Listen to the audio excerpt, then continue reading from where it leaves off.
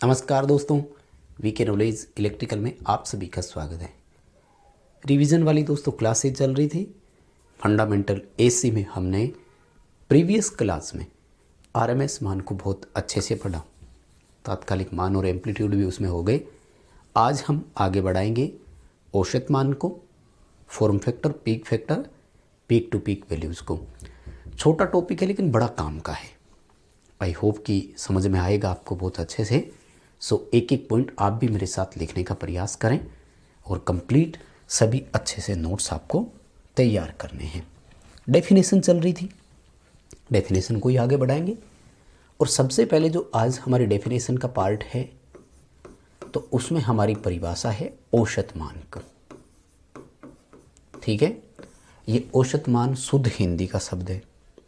ठीक है, इंग्लिश में एवरेज बोलते हैं, लेकिन इसी का दूसरा नाम जो है ना वो है माध्यमान। तो इंग्लिश में इसे मीन वैल्यू बोलते हैं। आजकल क्या होता है, औसत ना लिख करके वो मीन शब्द ही लिख देते हैं। इसलिए आपको समझना होगा कि औसत और माध्य दोनों एक ही बात है। पेपर में सवाल आया बहुत बार कि इसका माध्यमान ज्ञात करें। बहुत सारे बच्चे वहीं कंफ्यूज हो जाते हैं और कहते हैं कि पता नहीं जी क्या पूछ लिया था। एवरेज वैल्यू, मीन वैल्यू दोनों एक ही बात है, कोई फ़र्क नहीं है। आ जाओ भाई, नाम से ही पता लग रहा है औसत ज्ञात करते हैं। फिर किसका औसत ज्ञात करते हैं? बड़ा सिंपल है, सभी तात्कालिक मानों का औसत, है ना। तात्कालिक मानों का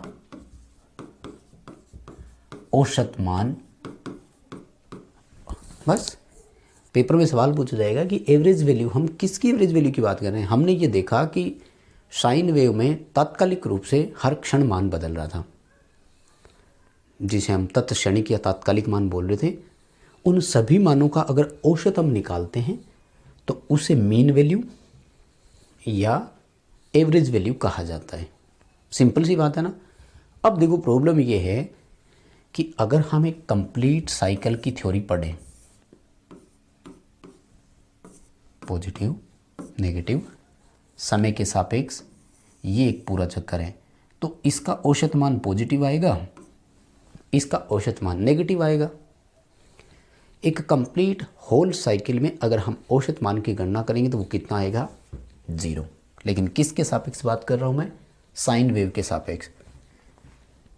तो मैं आपको यही लिखवा रहा हूँ, साथ में आप लिखते जाना, बहुत ही बढ़िया टॉपिक है। साइन वेव में पूर्ण चक्र का औसत मान, ठीक है, पूर्ण चक्र यानी कंप्लीट साइकिल का औसत मान सदैव 0 होता है। हमेशा कितना होता है? 0 होता है। क्यों? क्योंकि आधे धन चक्र का पॉजिटिव और आधे धन चक्र का नेगेटिव होता है। जब टोटल जोड़ते हैं तो आंसर कितना आ जाता है? माइनस का हो जाता है। बात समझ में आई? इनको आप चाहें तो पॉइंट बनाकर लिख लेना। अब आता है फिर हमारा सेकंड पॉइंट गुरुजी की। फिर हम क्या करते हैं, इसलिए ध्यान रखना, कहते हैं कि गणनाओं में, यानी जब हमें कैलकुलेशन करनी है तो कैलकुलेशन में आधे चक्र का मान लेते हैं। और कौन से आधे चक्र का मान लेते हैं? धनात्मक चक्र का। पॉजिटिव हाफ साइकिल को एक तरह से कैलकुलेशन के समय इंक्लूड किया जाता है, या वो कहते हैं कि विचारणीय बिंदु कौन सा रखा जाता है, ऐसे लाइन देगा। अतः गणनाओं में आधे धन चक्र का मान लिया जाता है। ठीक बात है, याद रह जाएगा ना सबको? ठीक टॉपिक है, काम आएगा। अब आ जाते हैं इसकी भी डेफिनेशन के रूप में कि अगर परिभाषा देनी पड़ी तो कैसे देंगे। तो कहते हैं कि ये हीट ट्रांसफ़र की स्टडी करंट उतनी ही किसी सर्किट में से हीट ट्रांसफ़र करती है जितनी अल्टरनेटिंग करंट करती है। दरअसल डीसी को दूसरी भाषा में स्टडी का मतलब होता है स्थिर। ठीक है, पढ़ने वाली स्टडी की बात नहीं कर रहा हूँ मैं, ठीक है ना। तो मैं आपको इसकी परिभाषा लिखवा रहा हूँ। क्या परिभाषा लिखेंगे हम? कि औसत मान की तुलना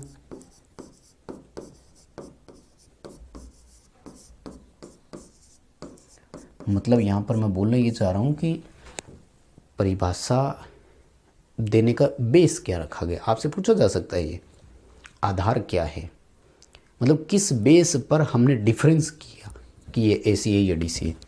औसत मान की तुलना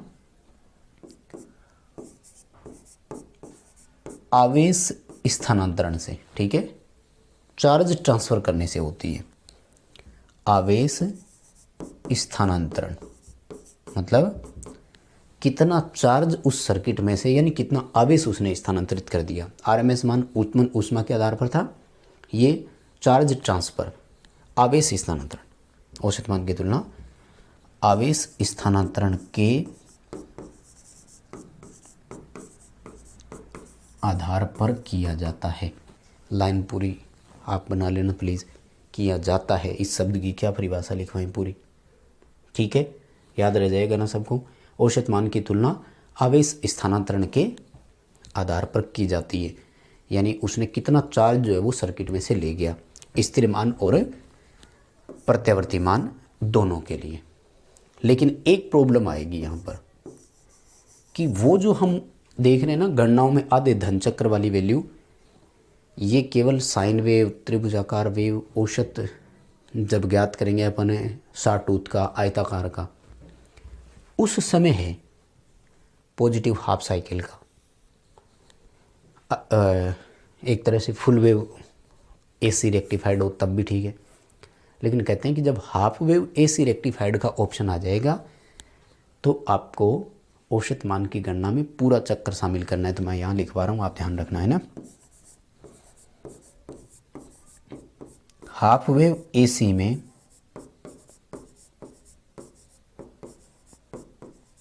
औसत मान गणना में पूर्ण चक्र को शामिल किया जाता है, ठीक है। शामिल किया जाता है या पूरे चक्र का मान लिया जाता है, एक ही बात है। दोबारा सुन लो, फुल वेव एसी या साइन वेव एसी में औसत मान के लिए कितना चक्कर लेते हैं, आधा चक्कर। कौन सा, पॉजिटिव चक्कर। हाफ वेव एसी में अगर औसत मान की गणना करनी है तो क्या करेंगे, पूरे चक्कर को शामिल करेंगे। बताओ यहाँ तक बात समझ में आई क्या? एक बार इतना लिख लो फिर आगे बढ़ते हैं।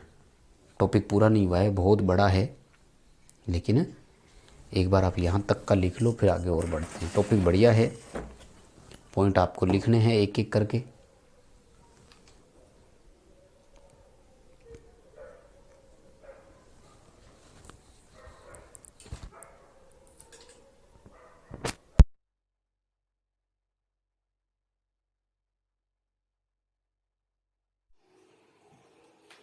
ठीक है, तो थोड़ा यहाँ आप वीडियो को रोक करके लिख लेना, आई थिंक सारी चीज़ें कवर हो जाएगी। आ जाओ, अब लिखते हैं कि हम इसका मान अगर कैलकुलेट करना चाहें तो वो ज्ञात कैसे कर सकते हैं, हमारे पास फॉर्मूले क्या क्या है। ठीक है, देखो सबसे पहले साइन वेव का मैं आपको एक फिक्स मान लिखवा देता हूं अगर पूछा जाए। ठीक है, साइन वेव एसी का औसत मान।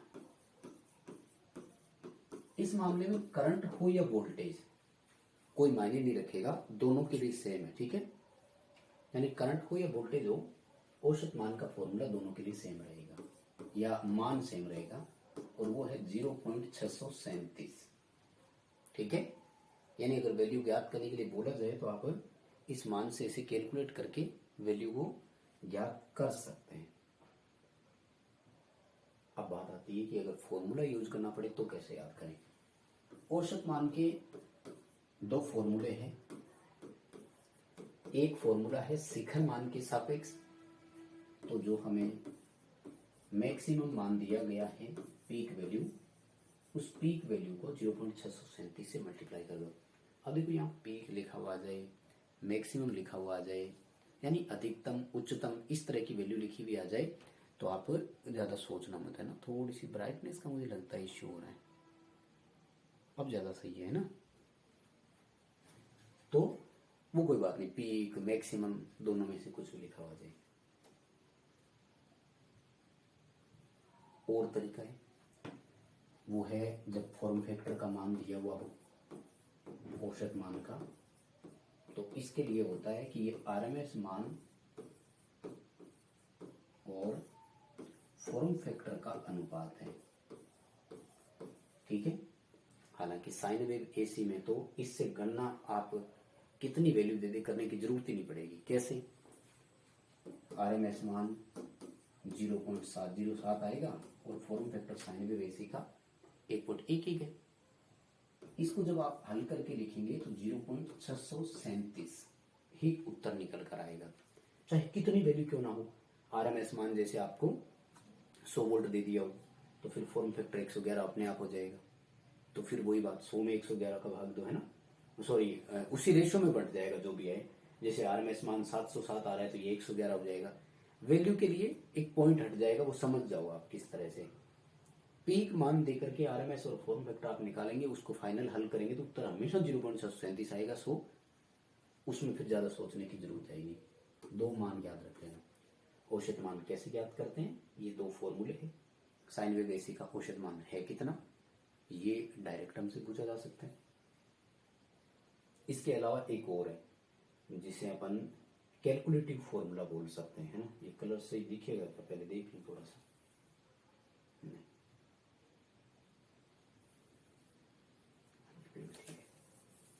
कैलकुलेटिव फॉर्मूला बोल सकते हैं इसे। और वो सिंपल मान है जो गणित में आप फॉर्मूला यूज करते हैं ना, वो वाला फॉर्मूला। कौन सा गुरु जी? राशियों का योग बटे राशियों की संख्या। मान लो करंट के मामले में हमें ज्ञात करना है दिए गए सभी तात्कालिक मानों का योग और उसमें मानों की संख्या कितनी है।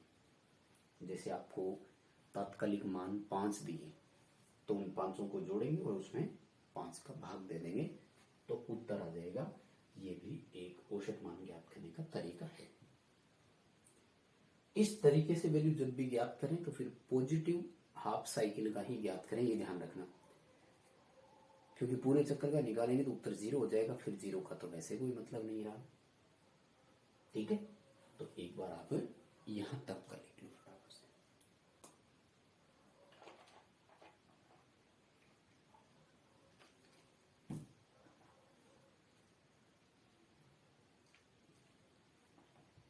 इतना ही है औसत मान तो।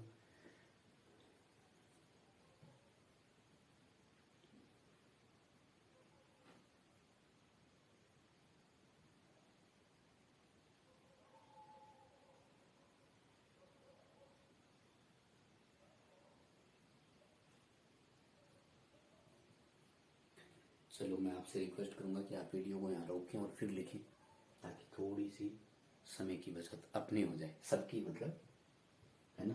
वीडियो भी थोड़ा छोटा हो जाए। देखो औसत मान की परिभाषा कंप्लीट है, इतना ही है। इसके बाद आएगा शिखर से शिखर मान। ये इंग्लिश का शब्द है, शिखर से शिखर मान। तो इसका हिंदी का शब्द है, तो इंग्लिश क्या बनेगा? पीक टू पीक वैल्यू आएगा।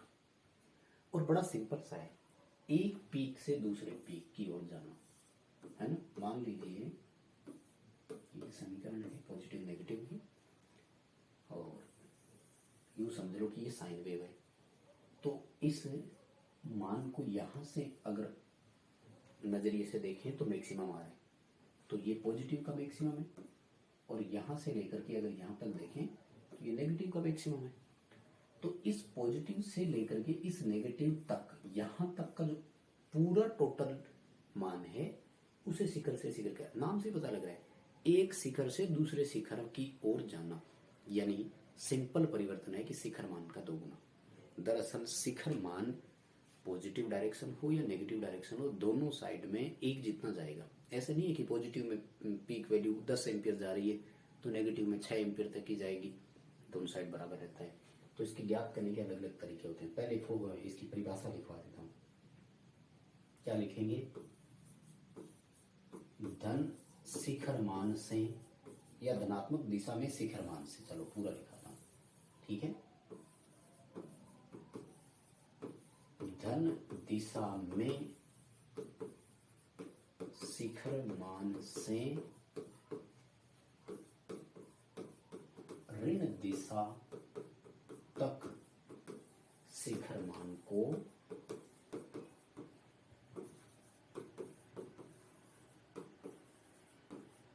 शिखर से शिखर मान कहा जाता है। सिंपल सा है, ठीक है, याद रह जाएगा।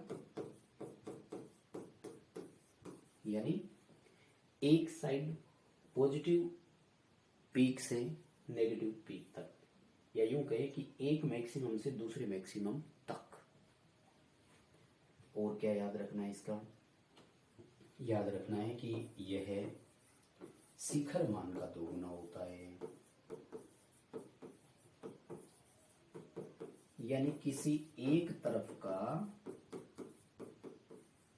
शिखर आपको दे दिया जाए ना, और दूसरा शिखर आपसे पूछे तो उसे, मतलब टोटल पीक टू पीक पूछे तो आपको उसको 2 से मल्टीप्लाई कर देना है, आपका उत्तर आ जाएगा। तो इसी तरह से इसकी कैलकुलेशन का फॉर्मूला बना लेंगे। क्या फॉर्मूला बनाएंगे? फॉर्मूला बनाएंगे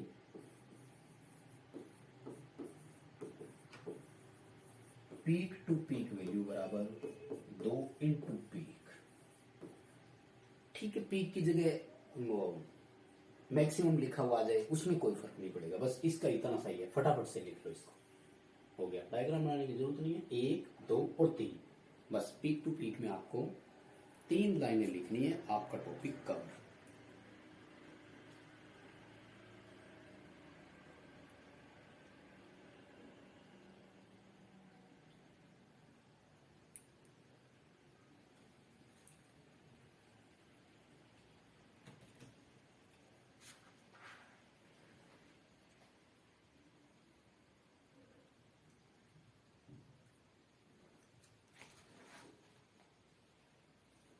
ठीक है, वीडियो रोक करके भी लिख लेना, 4 ही तो लाइनें हैं। आगे चले, देखो पीक टू पीक के बाद में आता है पीक वैल्यू कैसे निकालेंगे। देखो इसको आप पीक लिख सकते हो, मैक्सिमम लिख सकते हो, और एम्पलीट्यूड भी इसी का ही नाम है। तो जो एम्पलीट्यूड की डेफिनेशन आप लिख करके आए थे उसी को एक बार यहाँ फिर दोहराना है। और क्या लिखेंगे कि किसी भी दिशा में अधिकतम मान, उसका शिखर मान कहलाता है। और अगर दूसरी डेफिनेशन बनाएंगे या लाइन बनाएंगे तो ये लिखना है दोनों दिशाओं में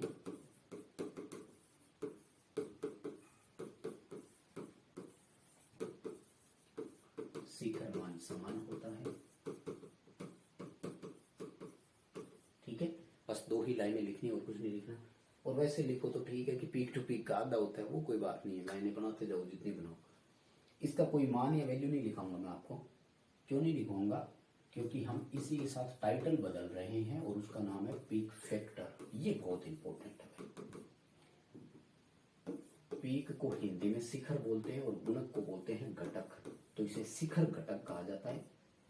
अब प्रॉब्लम ये हो गई कि घटक नहीं कहें तो गुणक भी बोल सकते हैं, तो इसे शिखर गुणांक भी बोलते हैं, गुणक या गुणांक जो भी आ जाए। पीक को हिंदी में चरम भी बोलते हैं और घटक को गुणक या गुणांक भी बोलते हैं, तो शुद्ध हिंदी में चरम गुणांक लिखा हुआ आ सकता है। शिखर घटक, शिखर गुणांक, चरम घटक, चरम गुणांक, पीक फैक्टर, एक ही बात है। इसके दूसरे नाम क्या है? दूसरा नाम है, इसे क्रेस्ट फैक्टर भी कहा जाता है। ठीक है ना, या लगा देता हूं। तीसरा नाम भी है क्या कोई गुरुजी? बिल्कुल है। क्या नाम है? एम्पलीट्यूड फैक्टर भी इसी को बोलते हैं, क्योंकि मैंने आपको लिखवाया कि एम्पलीट्यूड और शिखर मान की परिभाषा एक जैसी ही है। एम्पलीट्यूड भी यही था, किसी भी दिशा में जो मैक्सिमम मान होता है वही तो एम्पलीट्यूड। तो एम्पलीट्यूड फैक्टर, क्रेस्ट फैक्टर और पीक फैक्टर, नाम इतने सारे हैं और बाकी वैल्यू और परिभाषा की। अब सबसे बड़ा सवाल यहां से जो आपसे पूछा जाएगा वो आएगा इसके रेशियो को लेकर कि ये किसका अनुपात है। तो मैं आपको थ्योरेटिकल लाइनें बनवा कर लिखा देता हूं। शिखर मान व आरएमएस मान का अनुपात है। लेकिन माय डियर, आप सब ने आरएमएस आरएमएस आरएमएस रट रखा है और वो चलते ही हमारे लिए समस्या खड़ी कर देता है। क्या करता है, आरएमएस मान का वो दूसरा नाम लिखता है जो मैंने लिखवाया हुआ है। क्या लिखा है बताओ? प्रभावी मान। तो ये प्रभावी लिख देता है। शिखर को भी बदल सकता है, वो शिखर की जगह उच्चतम मान लिख सकता है। तो शिखर मान व प्रभावी मान का अनुपात बात एक ही है, कोई फर्क नहीं पड़ता, चीज एक ही है, बट लिखना आपको आना चाहिए। अब क्या कर देता है, अब वो कलाकारी करके उल्टा लिख देता है। क्या लिख देता है कि पीक वैल्यू और RMS value is equal to, बस, यानी उत्तर से क्वेश्चन बना रहे वापिस कि शिखर मान और आरएमएस मान का अनुपात क्या कहलाता है, या फिर सवाल आता है कि पीक फैक्टर किसका अनुपात। समझ गए? इसको वो एक स्टेप आगे और ले गया। आजकल यूं लिखना शुरू कर दिया, वी मैक्सिमम बटे वी आरएमएस। दिल्ली मेट्रो 2016 में क्वेश्चन पूछ चुका है इस तरह का, यानी मैक्सिमम मान और आरएमएस मान का अनुपात है। ठीक है, करंट का भी दे सकता है वो, कोई बात नहीं, याद रह जाएगा आपको, है ना। अब आ जाओ, आपको मैं इसके मान लिखवाता हूं, पर मैं चाहता हूं कि मान मैं आपको अगले पेज पर लिखूंगा। अब एक बार इतना लिखूं, मैं थोड़ी सी आपको जगह दे दूं, आप वीडियो को रोक कर लिखो, और फिर मैं आपको इसके जितने भी 5-7 मान होते हैं ना वो सारे लिखवाता हूं।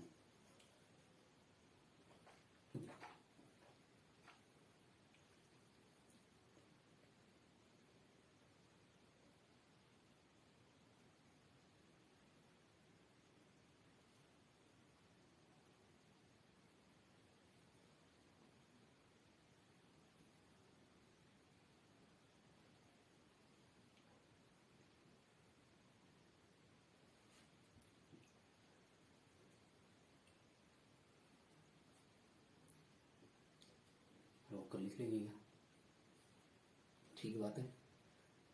पॉइंट तो बढ़िया लिखा है, पर आपको थोड़ा सा वीडियो रोक कर लिख लेना है।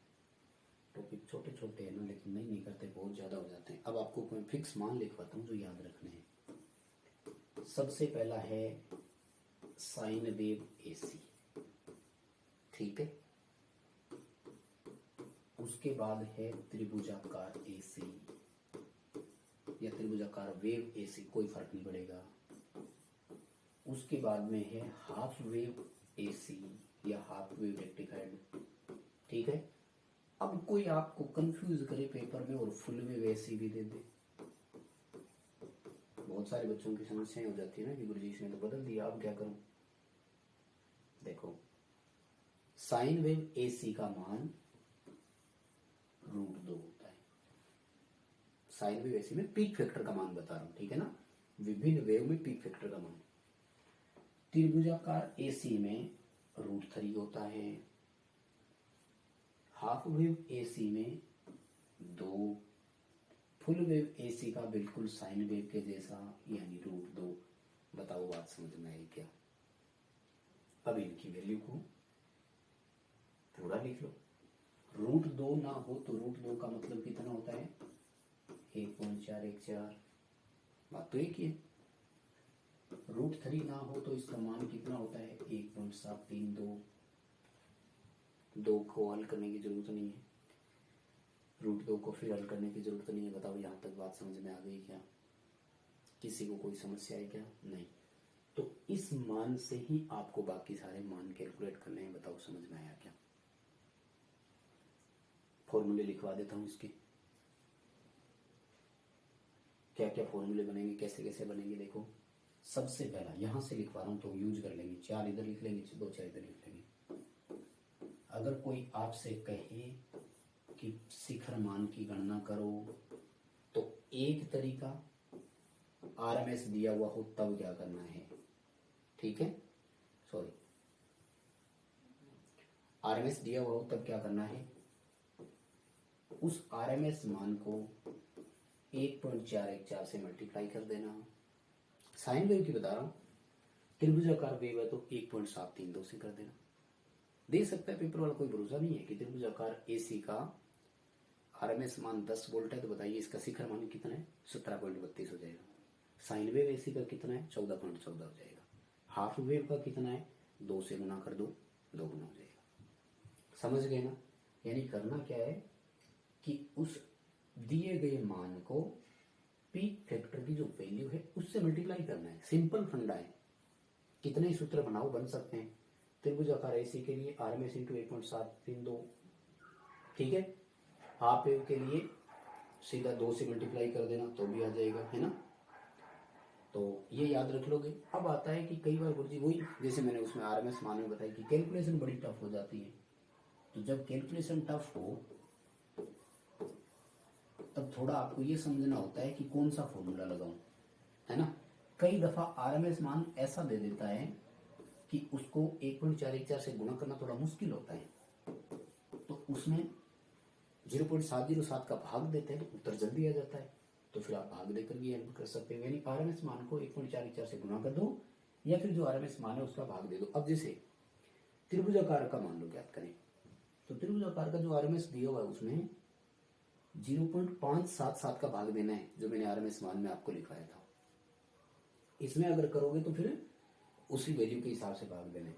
तो शिखर मान के 2 ये फॉर्मूले समझ में आ गए, और तीसरा फॉर्मूला तो वो है ही जिसमें अपन को पीक टू पीक दे रखा हो। तो फिर शिखर मान का एक और फॉर्मूला हमारे पास ये है कि जो शिखर से शिखर दिया हुआ है उसमें 2 का भाग दे दो। बताओ बात समझ में आई क्या? 3 फॉर्मूले याद रह जाएंगे ना।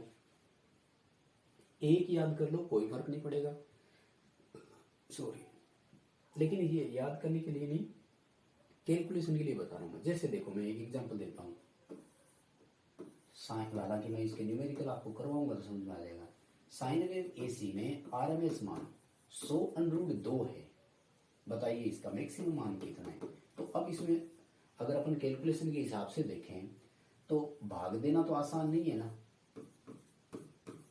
0.707 का भाग देना तो बहुत मुश्किल है, लेकिन इसको मैं क्या कर सकता हूँ, जो √2 है उसको √2 से ही मल्टीप्लाई कर सकता हूँ। 1.44 का मतलब √2 ही था, तो रूट से रूट हटेगा, 2 से मल्टीप्लाई करेंगे, उत्तर कितना आ जाएगा? 200। समझ रहे? मतलब आपको ये देखना है कि भाग देना आसान है कि गुणा करना आसान है। मान लो आरएमएस मान ऐसे दिया हुआ है 17.7 वोल्ट है, तो फिर मुझे भी पता है 0.707 का भाग देना आसान है।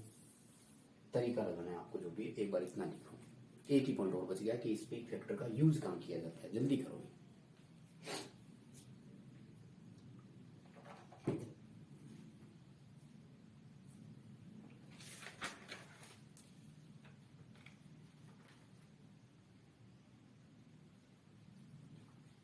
ठीक है, लिख लेंगे ना। प्लीज थोड़ा सा वीडियो रोकें और लिखें यार, वीडियो बहुत लंबा हो जाता है, फिर टाइम लगता है। देखो अगला टॉपिक है कि पीक फैक्टर का उपयोग क्या है। पीक फैक्टर के 2 उपयोग है और बड़ा अच्छा है ये। शायद 2021 में यूपी आरविनल या यूपी मेट्रो में क्वेश्चन पूछा गया था कि पीक फैक्टर का उपयोग क्या है। पहला यूजेज है कि किसी डाइलेक्ट्रिक की, यानी जो पेरा विद्युत पदार्थ होते हैं, उस पेरा विद्युत पदार्थ की जब आप इंसुलेशन टेस्टिंग करते हैं उसमें काम में लेते हैं।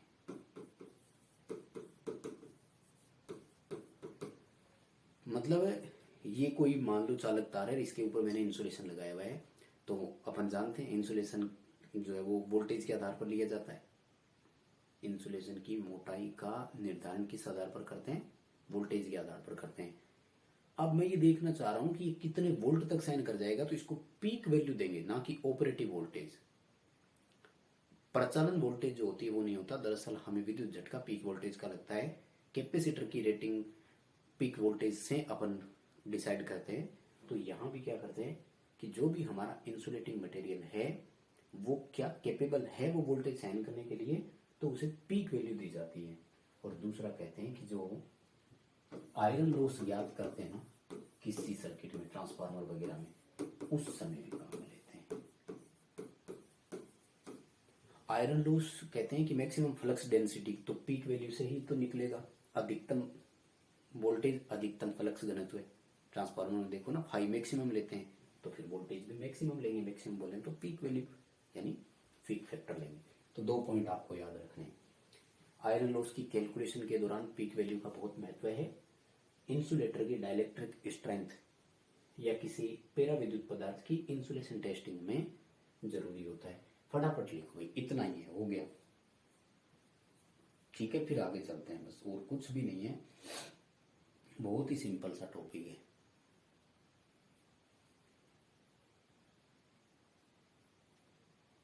चलो 2 ही तो लाइनें रोक कर लिख लेंगे ना, हो गया पूरा।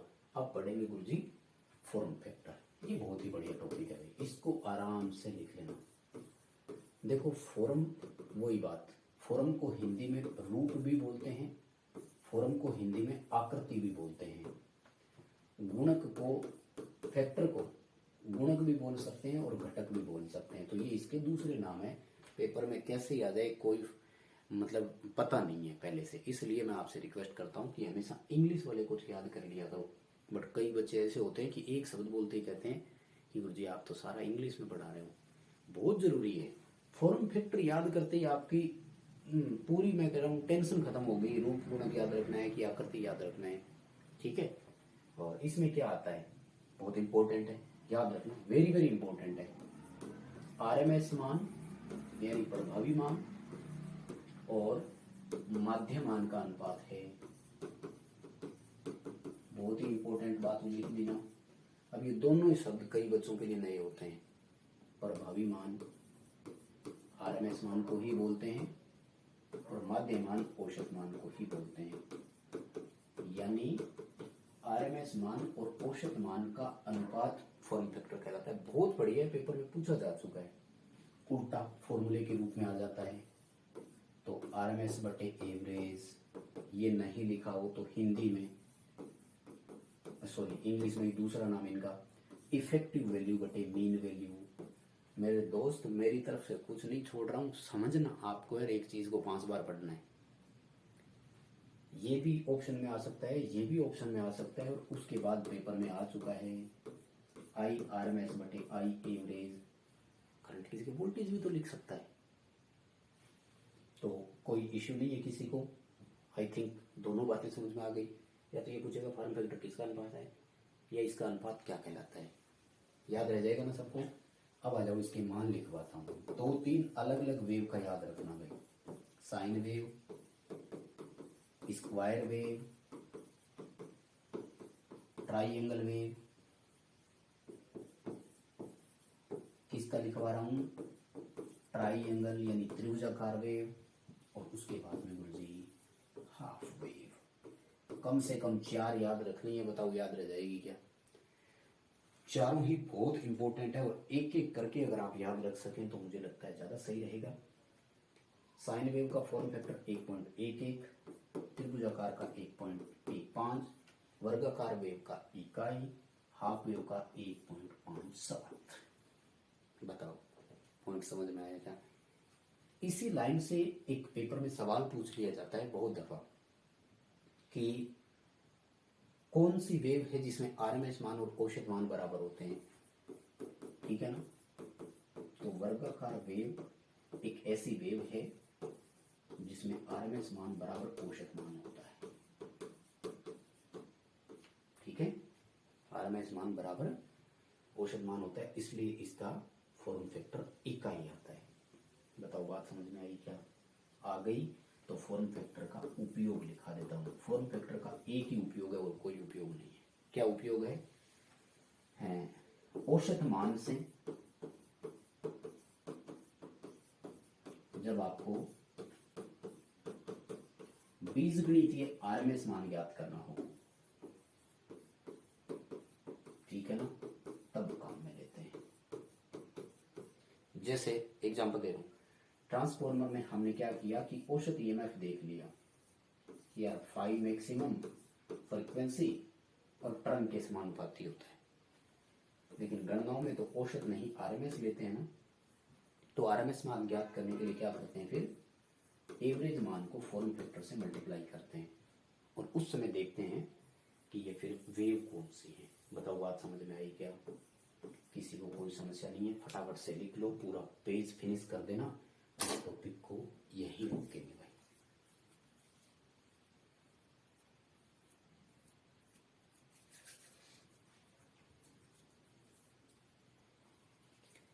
चलो ठीक है दोस्तों, रिक्वेस्ट करूंगा कि वीडियो रोक करके लिख लेना। बहुत ही बढ़िया हुआ है मेरे हिसाब से टॉपिक। अगले टॉपिक में और आगे बात करेंगे। ऐसी फंडामेंटल बहुत बढ़िया है और मुझे लग रहा है कि बहुत अच्छे से आपको कवर करवा दूंगा। ठीक है, अभी के लिए बस इतना ही था। बहुत धन्यवाद सभी को।